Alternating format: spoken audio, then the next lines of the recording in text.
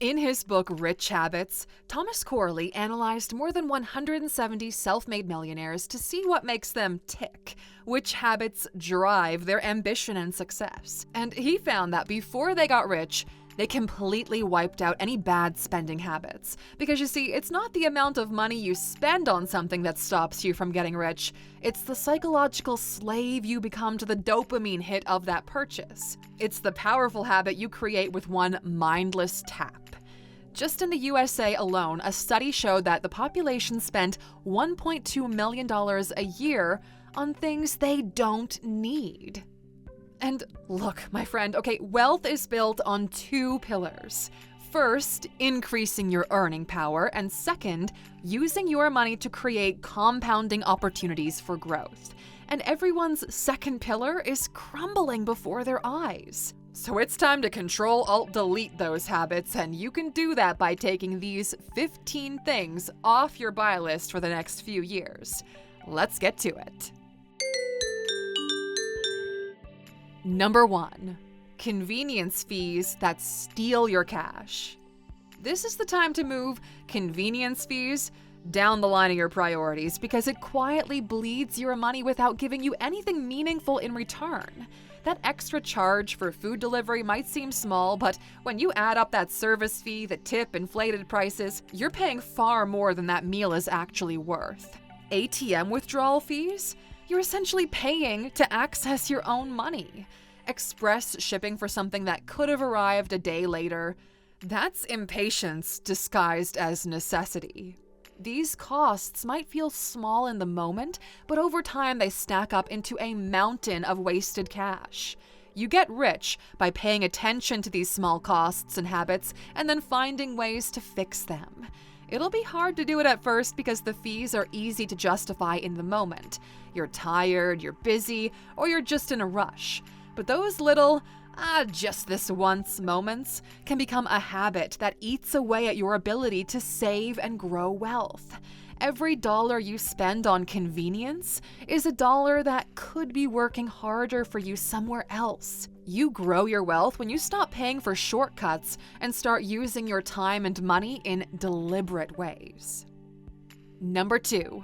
Bulk buys that go to waste. Now, most people think that buying in bulk saves them money, but studies show they're wrong. Humans actually don't know how little that we need, and we already overcompensate with normal purchases. So when you're buying in bulk, you're more likely to force yourself to use something you don't actually need or let it go to waste. Unless you've got a big family or an event coming up, you're not saving money by buying more than you need. So buying in bulk is only a win when you've actually planned for it. Grabbing deals on things you don't need turns your savings into clutter. You stockpile things and then they end up sitting in closets or cabinets, so you've wasted space and money. Everything you don't use represents cash that you could have invested, saved, or spent on something that genuinely improves your life. To build wealth, you have to understand the difference between value and volume. Stocking up only makes sense when it's strategic and deliberate. When you shift from mindless consumption to mindful choices, you free up money, space, and energy for what really matters. Number 3. Trendy tech upgrades that add nothing. Tech companies don't just sell products, they sell the illusion of progress. They tell you that because you don't have the latest model of something, you're falling behind. It's not just a simple product upgrade, it's a lifestyle upgrade, and that is where they get you. The newest smartphone doesn't make you smarter, and the latest smartwatch doesn't make you more productive. Most of the time, these upgrades offer some marginal improvements, but the cost does not match what you actually get out of it. Wealth isn't built by trading perfectly functional things for slightly better ones. It's built by prioritizing real value over fleeting trends. Real wealth comes from discipline, not from staying in step with trends that don't move you forward. Number 4. Getting caught up in the kitchen gadget rage. In the last few years, kitchen gadget sales have reached almost $20 billion, which is great if you're a part of the products and sales part of it, but not if you're a consumer. You're buying into the promise of convenience when all you're adding is clutter and waste. Like, those avocado slicers or egg peelers are sold as solutions. But to what? Okay, something you can do yourself with your hands. Maybe you save an extra 10 seconds, but you lose a lot more when you get sucked into that habit of buying tools that only do one thing. You're dancing like a monkey to a marketing trick that preys on your desire for shortcuts. Look, okay, be honest here. Your basic kitchen tools do the job just fine. You can choose to break down your wealth by filling your home with stuff that solves imaginary problems, or you can choose to build it up by focusing on things that maximize value and minimize waste. So skip the flashy kitchen gadgets and focus on tools that work for you. Number 5. The New Year, New Me subscription frenzy. New year, new you, new subscription. Sound familiar? Yeah, it's a trap. Every year, millions of people around the world decide the best way to reach their goals is to sign into an expensive contract that helps them for the next 12 months. But studies show that month by month, most New Year's resolutions have flown out the window. Yet, a lot of people still sign up for an average of 4 locked-in subscriptions on super expensive gyms, meal delivery services, and even online courses. And yes, these are meant to motivate you, but motivation isn't born out of trapping yourself into a payment plan. It comes from making your goals as easy as possible to reach at first. Most people think you'll do something when you're committed to spending money on it. But in reality, you'll only do it if it slots into your life easily. Now, you might be wondering, Alux, why are you saying all of this when you have an app with a subscription? Well, ours is different, and actually we've got a pretty awesome New Year's discount deal for you. Because from now until the end of January, you'll score 50% off the yearly membership when you scan this QR code. And the Alux app is different, because it nails the #1 rule of forming a healthy new habit, making it easy to slot into your life. Every morning, our thousands of users get the notification that the daily Alux session is ready for them to listen to. And every morning, our users start off their day with a walk outside or run on the treadmill or getting their kids ready for school while listening to something that motivates and educates them at once. And when they want to do a deep dive on a topic, they can go through hundreds of our collections and dozens of courses created by leading experts. This isn't a new year, new me kind of thing. No, it's a me, but better, every single day kind of thing. We'll see you on the inside. But in the meantime, let's carry on with this list, shall we? Number 6. Holiday decor you don't have room for. Listen, okay, it's easy to get caught up in the holiday spirit and want to get all those shiny new ornaments for your home. But do you have to buy so many new ornaments and trinkets every year? Even when you buy it on a clearance sale that feels like a steal, it starts your year off with a slow drain on your wallet for things that you don't need. New decorations every year don't actually add any long-term value to your life. Those lose their charm pretty quickly, become outdated, or end up packed away in boxes you don't have space for. The cost of overbuying goes beyond what you spend at the store. Instead of stockpiling more, focus on a few meaningful pieces that you love and reuse year after year. When you notice you're looking at new decor for every season, think about how that affects your wallet or your resources in the future. Think about how it will impact your time, money, and space. You don't want your stuff to end up owning you. Number 7. Last minute or guilty feeling gifts. Buying someone a gift because you feel guilty is one of the easiest ways to overspend. And so is buying gifts at the last minute. The guilt makes you feel like you have to spend more on them to feel better about yourself, and getting something at the last minute makes you stressed, panicky, and a little bit desperate, so you throw money at the solution just to get out of it. When you buy gifts to prove your love, make up for missed time, or outdo somebody else, the purchase doesn't come from a genuine place. It comes from pressure, and it creates a cycle. You spend more than you can afford to feel better for a moment, but the financial stress catches up with you later. Breaking the habit of buying gifts out of guilt will allow you to focus on the parts in your relationship that really matter. After all, thoughtfulness and intention build stronger connections than any gift ever could. Number 8. Cheap wellness fads that don't work. By now, everyone knows that wellness fads like juice cleanses, accountability clubs, and fat-burning teas promise quick results, but they're built on marketing hype, okay, not science. They're not sustainable, and they are not cheap.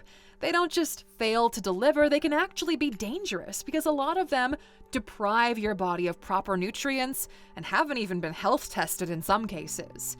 The allure of a shortcut to good health keeps you from investing in what truly works. Sustainable habits, things like eating whole foods, exercising regularly, and resting when you need to. These fads prey on impatience. They promise instant results and convince you to hand over your money without considering the long-term cost. The world's definition of wealth is changing. No longer is it just about financial security. Your physical and mental well-being are just as important. So choosing proven, consistent tools over expensive trends is always going to be far more valuable. Number 9. Clearance rack clothes you don't love. Marketing gets all of us all the time. So often you'll find yourself walking into a store, seeing the sale sign, and buying something you don't actually want just because it's cheap. You're not going to wear that, okay? If it's not something you'd pay full price for, it's not something you'll like in the long run. If it's an impulse buy, it'll end up buried at the bottom of your closet. Discounts don't really add value to anything, especially when you get yourself into the habit of falling for marketing gimmicks all the time. Number 10. New Year's resolutions that cost money. Now, the rush in the name of a fresh start is driven by excitement, not logic or smart decisions. New Year's resolutions tied to spending are often the first step toward financial regret. It's tempting to dive into January with an expensive gym membership, costly courses, or brand new equipment, thinking you're investing in self-improvement. But without a clear plan or consistent commitment, these purchases quickly turn into wasted money. The treadmill collects dust, or you never start that course. You have to test yourself and your resolve first and get yourself into the routine before you throw money at it. Maybe it feels proactive, but transformation doesn't come from any flashy purchase. It comes from discipline and consistency. When you commit to growth without relying on purchases to drive your progress, you create a stronger foundation for long-term change. Number 11. Designer logos that don't add value. When you spend on those obvious designer names, you're paying for the name, not the quality, okay? Luxury brands charge massive markups because their value is tied to perception rather than substance. You can get a wardrobe full of timeless, well-made pieces that are still good quality. A habit like that shows that you're investing in your long-term financial health, not somebody else's branding. The appeal of designer logos is rooted in status. It's about being seen and admired, but wealth doesn't need to announce itself. True success shouldn't be loud. It should be steady and enduring. Number 12. That souvenir identity crisis. Listen, okay, if you've been buying one type of souvenir for the last few years and you've built up a collection that you like to show off, then whatever, okay, go for it. But that is just not what happens most of the time. They seem like a way to hold on to the memories of the trip, but they break quickly, they pile up, you forget about them, and most importantly, you develop a habit of buying small, cheap things. They don't actually make your experience better unless it's something you're really into. Memories don't have to be tied to objects. A photograph, a funny situation or story, a great conversation that came up from your travels holds a lot more value than a mass-produced souvenir from a gift shop. By resisting the urge to buy souvenirs, You keep your focus on the experience. And if you love souvenirs and it's a big part of your trip, then that's fine, whatever, but you shouldn't be spending all of your money on things that just gather dust, no matter how small. Number 13. Daily lottery tickets because, hey, you might win. Are there some lottery winners? Well, yeah, of course. In fact, someone in our comment section mentioned that they'd won the lottery before and now their life is great. So of course, there's always a chance of winning, but there's a far greater chance of getting sucked into a habit of throwing money into a pit, hoping for a miracle. Your odds of winning are low. This is not a financial strategy. When you understand that, you start to put the money toward more rational and reliable investments. It might be like a small amount of money every week when you compare it to what you might win. But over time, the cumulative costs add up to thousands, and most people have nothing to show for it. The lottery preys on emotion and sells the fantasy of instant wealth while disguising the reality of poor returns. Number 14. Shiny new fitness gear you don't need. Now, we had to put this in here because across all demographics, sales of activewear have skyrocketed. The global athleisure market is projected to be worth more than $700 billion by 2030. So everybody's buying the clothes, but are they using it?